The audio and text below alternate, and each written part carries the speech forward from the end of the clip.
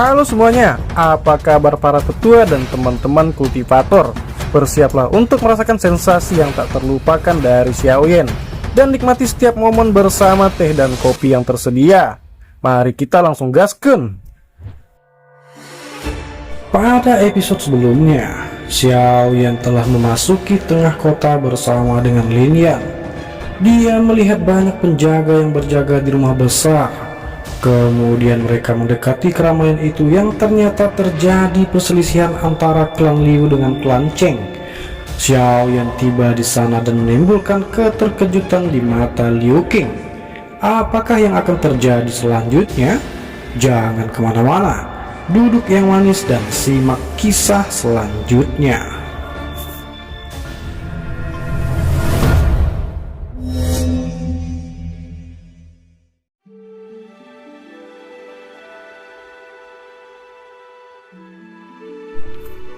Tubuh Liu Qing menjadi kaku untuk sesaat.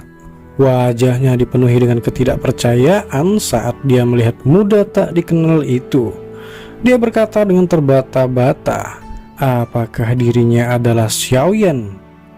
Kata-kata Liu Qing baru saja terdengar ketika tubuh indah Liu Fei di belakangnya tiba-tiba bergetar. Xiaoyan, nama yang meninggalkan kesan di hati yang sulit dihilangkan. Jenius sejati dari Akademi Dalam saat itu adalah seseorang yang bahkan saudara sepupunya yang dia banggakan tidak bisa menandinginya. Dia bergumam, apakah itu benar-benar dia, Xiaoyan? Bagian belakang gigi Liu Fei menggigit bibir bawah merahnya. Wanita cantik selalu menyukai pahlawan sejak zaman kuno. Di dunia ini ada banyak orang yang lebih kuat dari saudara sepupunya, yang dia anggap tidak terkalahkan di dalam hatinya. Ini juga menyebabkan dia menahan dirinya yang sulit diatur dan belajar memperlakukan orang lain dengan lembut. Xiaoyan tersenyum dan melambaikan tangannya. Matanya menyapu Liu Qing saat dia berbicara dengan keterkejutan yang tidak disengaja. Dia berkata bahwa apakah sekarang Liu Qing sudah berada di kelas Do Huang bintang 7? Ini tidak buruk. Liu Qing jauh lebih kuat dari Lin Yan. Liu Qing akhirnya bisa mengkonfirmasi identitas orang di depannya setelah mendengar nada yang familiar ini. Kegembiraan melonjak ke matanya. Matanya juga menyapu Xiaoyan dan ekspresi wajahnya menjadi sedikit kusam. Dia telah dengan jelas melihat Xiaoyan berjalan di udara sebelumnya. Dia tertawa getir. Dia berkata bahwa apakah sepertinya Xiaoyan sudah berhasil menerobos ke kelas Dozong. Wajah orang-orang di belakang Liu Qing sedikit berubah setelah mendengar kata-katanya. Mata mereka terkejut saat mereka menyapu tubuh Xiaoyan. Sangat jarang menemukan ahli muda Dozong seperti itu. Xiaoyan sedikit tersenyum tapi tidak menyangkalnya. Xiaoyan berkata bahwa dirinya hanya beruntung. Xiaoyan berkata kembali bahwa mereka semua tidak menunggu Xiaoyan saat dia pergi saat itu. Xiaoyan pikir sesuatu telah terjadi pada Liu Qing. Lin Yan berkata bahwa Xiaoyan telah membalas dendam dan tidak ada gunanya bagi mereka untuk tinggal lebih lama lagi. Oleh karena itu, mereka telah membentuk kelompok dan meninggalkan kekaisaran Jama. Liu Qing berbicara sambil tersenyum kepada Xiaoyan. Dia berkata bahwa apa yang dikatakan Lin Yan memang benar. Tetapi kenapa Xiaoyan berada di sini? Warna kehijauan di wajahnya telah sangat berkurang. Jelas, hatinya merasa sangat senang bisa bertemu dengan Xiaoyan di sini. Xiaoyan tersenyum dan dia berkata bahwa Xiaoyan harus pergi ke daerah kota Pil. Kota Tianhuang memiliki lubang cacing yang mengarah ke daerah kota Pil. Jadi Xiaoyan datang mengunjungi Liu Qing. Matanya menyapu orang-orang dari klan Cheng tidak jauh tanpa meninggalkan jejak. Liu Qing mengangguk saat mendengar ini. Dia langsung tertawa tanpa terkendala. Dia berkata bahwa setelah hari ini lubang cacing akan dibuka sekali lagi. Dirinya akan membantu Xiaoyan menyiapkan semuanya. Dia meminta agar Xiaoyan menyerahkan masalah kecil ini padanya. Liu Fei yang berada di belakang Liu Qing bergumam. Dia berkata bahwa sekarang giliran klan Cheng untuk mengelola lubang cacing. Mereka selalu memandang klan Liu Kami sebagai sesuatu yang merusak pemandangan. Karena itu daripada terjadi keributan, lebih baik kami tidak menampakkan diri. Ekspresi Liu Qing tenggelam dan Liu Fei berhenti berbicara. Xiaoyan berkata bahwa apa yang telah terjadi? Apakah Liu Qing membutuhkan bantuan Xiaoyan? Xiaoyan sepertinya belum melihat wajah Liu Qing. Matanya beralih ke Liu Fei saat dia bertanya sambil tersenyum. Liu Qing melambaikan tangannya menarik bahu Xiaoyan dan tertawa. Kemudian dia berkata bahwa ini hanya masalah kecil. Sebaiknya mereka kembali terlebih dahulu karena Xiaoyan telah tiba di kota Tianhuang. Dirinya harus menerima Xiaoyan dengan baik apapun yang terjadi. Xiaoyan berkata bahwa Xiaoyan tidak pernah mengucapkan kata-kata seperti itu saat Liu Qing mengikutinya ke Kekaisaran Jama saat itu. Xiaoyan menatap Liu Qing dan tertawa kecil. Tangan Liu Qing menegang di udara. Matanya tertuju pada Xiaoyan sebelum dia tertawa pahit. Dia menghela nafas. Dia berkata bahwa ini bukan Kekaisaran Jama, hanya kekuatan klan Qing yang lebih kuat daripada sekte awan mistik. Jika Xiaoyan ikut campur, kemungkinan besar Xiaoyan pada akhirnya akan menimbulkan masalah. Lin Yan tertawa kecil di sampingnya, kemudian dia berkata bahwa Liu Qing jangan khawatir. Liu Qing benar-benar meremehkan Xiaoyan. Dia baru saja terlepas dari permasalahan pavilion petir angin. Bahkan kepala pavilion utara petir angin Fei Tian tidak bisa melakukan apapun padanya. Apalagi sebenarnya hanya klan Qing yang lebih kecil ini. Liu Qing dan dua sesepuh di belakangnya tercengang ketika mereka mendengar ini. Wajah mereka segera berubah sedikit. Xiaoyan melambaikan tangannya dan tersenyum saat dia mendengar Lin Yan menceritakan dirinya. Nada suaranya mungkin tampak seperti angin sepoi-sepoi, tetapi bahaya yang tersembunyi di dalamnya adalah sesuatu yang samar-samar bisa dirasakan oleh Liu Qing dan yang lainnya. Liu Qing akhirnya menghela nafas. Dia berkata bahwa ini adalah masalah yang disebabkan oleh lubang cacing ini. Awalnya ini adalah giliran klan Liu untuk mengontrol lubang cacing tahun ini. Namun lembah api terbakar telah menggunakan ini sebagai trik tawar-menawar untuk menemukan alkemis tingkat tinggi. Klan Qing telah menemukan alkemis tingkat 6 dari suatu tempat. Namun alkemis tingkat tertinggi di klan Liu hanya berada di tingkat 5 alkemis. Xiaoyan bertanya dengan ragu. Dia berkata bahwa mengapa lembah api terbakar mencari alkemis tingkat tinggi? Bukankah dengan kemampuan mereka tidak mungkin bagi mereka untuk tidak memiliki alkemis? Liu Qing menggelengkan kepalanya dan menjawab. Dia berkata bahwa dirinya tidak terlalu yakin tentang ini. Namun ada desas-desus bahwa kepala lembah dari lembah api terbakar ingin memurnikan pil obat yang membutuhkan bantuan dari beberapa alkemis tingkat tinggi. Xiaoyan sedikit mengangguk. Kemudian matanya tiba-tiba tertuju pada wajah bangga dari lelaki tua berjubah ungu di kejauhan saat dia berkata.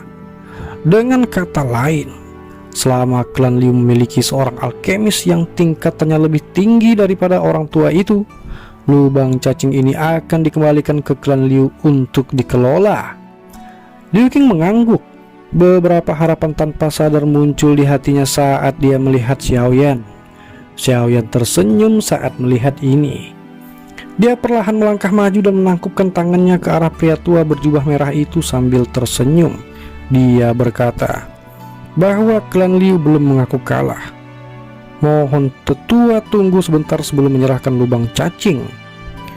Tetua Cihuo berkata bahwa jika klan Liu belum mengaku kalah, mohon undang sang alkemis.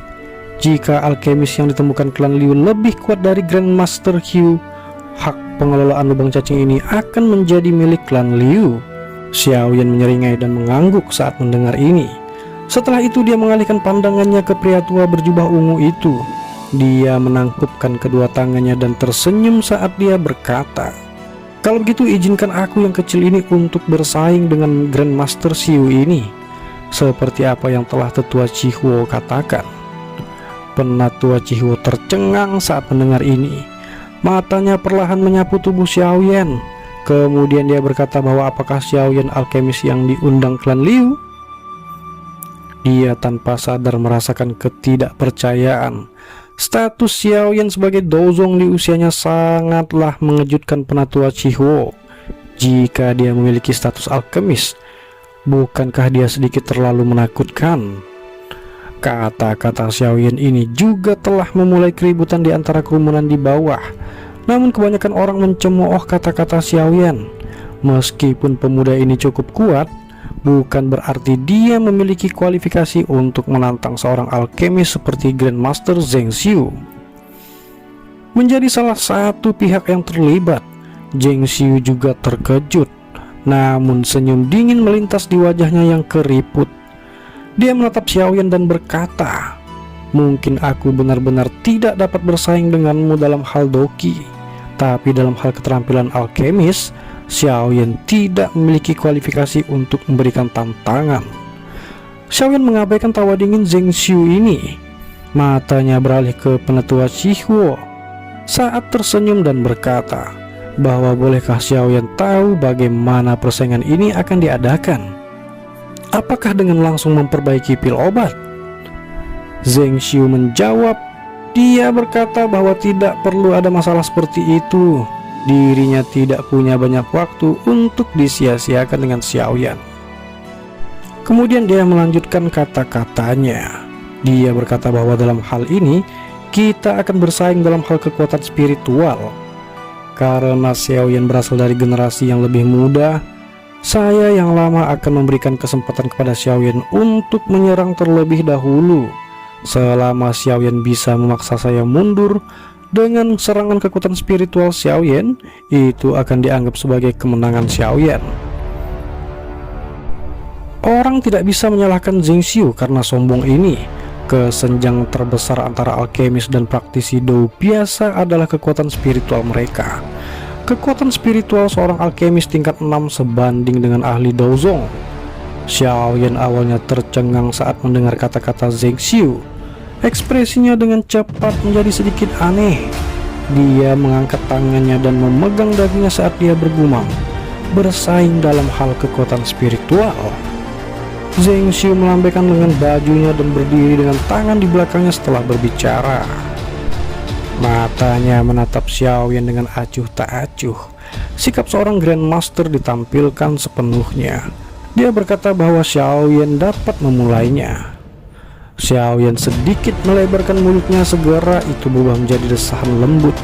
Dia perlahan mengangkat tangannya di depan tatapan yang tak terhitung jumlahnya. Setelah itu dia dengan lembut menyapunya dari jarak tertentu. Ketika tangannya diayunkan, kekuatan spiritual yang agung dan luas segera menyapu dari langit seperti badai. Ekspresi wajah tenang Penatua Chihuo berubah drastis pada saat ini. Ekspresi acuh tak acuh Zheng Xiu juga langsung memucat. Kekuatan spiritual yang agung muncul seperti gelombang besar yang tak berujung saat menyapu langit. Itu membawa tekanan luar biasa menakutkan yang mengalir ke arah pria tua berjubah ungu itu dengan cara seperti kilat. Ruang angkasa bergetar kemanapun ia melewatinya. Untaian garis hitam pekat menyebar dengan tenang. Meskipun kekuatan spiritual tanpa bentuk atau warna, siapapun yang memiliki kekuatan akan dapat merasakan tekanan menakutkan yang meresap ke langit. Jenis tekanan ini berasal dari dalam jiwa seseorang, menyebabkan seseorang memiliki perasaan berdebar-debar. Pada saat ini banyak percakapan pribadi terhenti tiba-tiba. Ekspresi beberapa orang yang mengejek arogansi Xiaoyan sebelumnya menegang. Sekilas mereka tampak sangat bodoh dan lucu. Penatua Chihuo tercengang saat dia menyaksikan kekuatan agung yang menyapu langit. Sesaat kemudian dia menghirup udara dalam-dalam. Matanya mengungkapkan ekspresi terguncang saat dia melihat Xiaoyan dari jarak yang cukup dekat. Suara serak yang membawa ketidakpercayaan perlahan-lahan keluar dari mulutnya. Seorang alkemis tingkat 7. Kekuatan spiritual adalah kemampuan fundamental yang diandalkan oleh semua alkemis untuk bertahan hidup. Karena hanya dengan memiliki kekuatan spiritual yang kuat, seorang alkemis akan mampu mengendalikan nyala api dan berhasil memperbaiki pil obat. Oleh karena itu, kekuatan-kekuatan spiritual secara langsung terkait dengan tingkat keterampilan alkemis. Banyak orang di dataran tengah mengidentifikasi celah antara dua alkemis melalui kekuatan spiritual ini. Inilah mengapa penatua Chihuo mampu mengungkapkan tingkatan alkemis Xiaoyan ketika dia merasakan kekuatan spiritualnya. Apalagi hal yang benar-benar mengejutkan tetua Chihuo adalah usia Xiaoyan.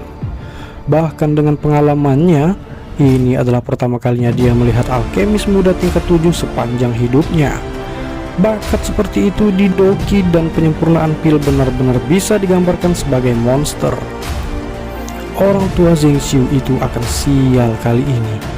Dia berani begitu sombong.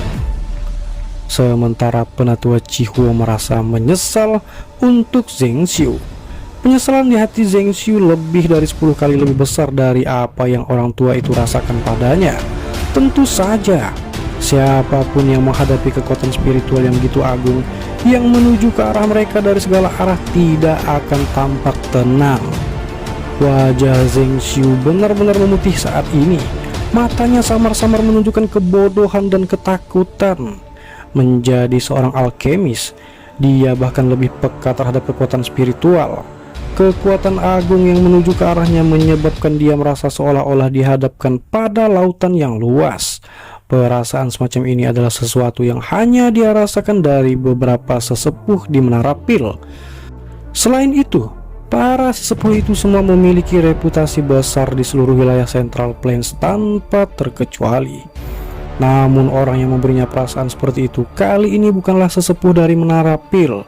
Sebaliknya, itu adalah seorang pemuda yang tampak berusia 20-an. Seorang alkemis tingkat 7. Bagaimana mungkin? Ekspresi gila dan kejam melonjak ke mata Zheng Xiu setelah tubuhnya sedikit gemetar. Dia pasti tidak percaya bahwa generasi muda ini yang tampak seperti anak kecil berada di tingkat ke-7, level yang hanya dia lihat. Mata Zheng Xiu menatap Xiaoyan dengan seksama. Dia dengan dingin berteriak setelah penghalang spiritual terbentuk. Dia berkata bahwa Xiaoyan harus melupakan untuk mencoba mempermainkan beberapa trik di depan dirinya. Xiaoyan mengangkat matanya karena teriakan Zheng Xiu. Sudut mulutnya terangkat menjadi senyuman mengejek. Zheng Xiu hanyalah seorang alkemis tingkat 6. Namun orang ini berani memamerkan kekuatan spiritualnya di depannya. Tampaknya Zheng Xiu ini sedang mencari kematiannya sendiri. Xiaoyan dengan lembut menjentikkan jarinya dan dengan lembut berkata, "Pergilah." Kata-katanya baru saja terdengar ketika kekuatan spiritual yang agung yang menyapu langit langsung berkumpul. Itu membentuk palu spiritual seperti substansi di depan banyak mata yang terkejut. Setelah itu terjatuh dengan kejam dan menabrak penghalang spiritual yang tebal. Suara dentuman keras terdengar ketika keduanya tiba-tiba bertabrakan dan riak yang mengejutkan menyebar. Itu segera membuka gulungan di atas tanah terbuka seperti gelombang air. Dalam sekejap, sedikit getaran muncul di dataran tanah terbuka. Banyak retakan terbentuk. Riak tak terlihat tiba-tiba menyebar dari titik kontak antara palu yang berat dan penghalang spiritual. Wajah Zheng Xiu juga berubah menjadi ungu. Dia berusaha sekuat tenaga untuk menggerakkan kekuatan spiritualnya sebelum menuangkannya ke penghalang spiritual. Xiaoyan mengulurkan tangannya. Dia menunjuk Zheng Xiu dari jarak yang sangat jauh. Jarinya menekan ke udara kosong saat dia tertawa lembut. Kata itu baru saja keluar dari mulut Xiaoyan ketika energi pada palu berat spiritual tiba-tiba melonjak. Segera suara retakan muncul. Banyak garis retakan dengan cepat menyebar ke penghalang tak terlihat di depan Zheng Xiu dan tatapan kaget lainnya hadir. Suara ledakan terdengar sangat keras. Sementara garis retakan menyebar, penghalang spiritual yang runtuh akhirnya tidak mampu menahan serangan kekuatan spiritual yang menakutkan. Penghalang spiritual itu mengeluarkan suara ledakan, berubah menjadi fragmen yang tak terhitung jumlahnya dan meledak terpisah. Penghalang spiritual meledak. Ekspresi Zheng Xiu yang terhubung dengannya langsung berubah menjadi putih. Segera seteguk darah segar dimuntahkan dari tubuhnya. Tubuhnya juga terbang kembali seolah-olah dia mengalami pukulan serius. Dia mendarat dengan keras di tanah dan membentuk garis dalam yang panjangnya hampir 100 meter sebelum akhirnya berhenti. Seluruh tempat menjadi sunyi. Keheningan berlanjut sejenak sebelum akhirnya dipecah oleh suara seorang yang menghirup napas dingin. Banyak mata membawa panas yang membara saat mereka meluncur ke pemuda yang bahkan tidak melangkah maju. Pada saat ini, semua orang bisa menebak bahwa tingkat orang ini kemungkinan lebih tinggi daripada tingkat Zheng Xiu. Zheng Xiu adalah seorang alkemis tingkat 6. Karena Xiaoyan berasal dari tingkat yang lebih tinggi, jawaban untuk levelnya tampak jelas, tingkat 7. Hanya alkemis dari tingkat ini yang bisa mengubah alkemis tingkat 6 menjadi keadaan yang menyedihkan dalam pertarungan kekuatan spiritual. Tenggorokan orang yang tak terhitung jumlahnya berguling. Ekspresi di mata mereka juga menjadi tumpul. Alkemis tingkat 7 ini bukan kelas berat biasa. Seorang alkemis dari tingkat ini pasti akan menjadi eksistensi teratas dalam lembah api terbakar atau bahkan menara pil. Cheng Yao dan seluruh klan Cheng tercengang saat mereka melihat Zheng Xiu yang terbaring di kejauhan tanpa ada yang tahu apakah dia masih hidup atau sudah mati. Sesaat kemudian mereka menelan seteguk air liur dengan susah payah. Tubuh mereka tanpa sadar merasa kedinginan ketika mereka gemetar. Ketika mereka memikirkan hal ini, seseorang dengan keberadaan seperti itu tidak akan mengalami banyak kesulitan untuk menghancurkan klan Cheng mereka. Yang perlu dia lakukan hanyalah membuka mulutnya dan banyak orang yang sangat kuat akan datang dengan senang hati bertindak atas namanya. Kemampuan seorang alkemis tingkat 7 untuk mengumpulkan pembantu adalah sesuatu yang tidak ada yang berani ragu.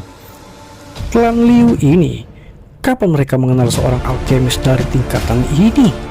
Mengapa saya bahkan tidak pernah mendengar berita apapun tentang itu? Ekspresi Cheng Yao berubah-ubah. Pikirannya terbang di sekitar hatinya. Seorang alkemis tingkat 7 adalah orang penting yang melampaui apa yang bisa disewa oleh klan seperti mereka. Dia tidak mengerti mengapa klan Liu bisa mengundangnya.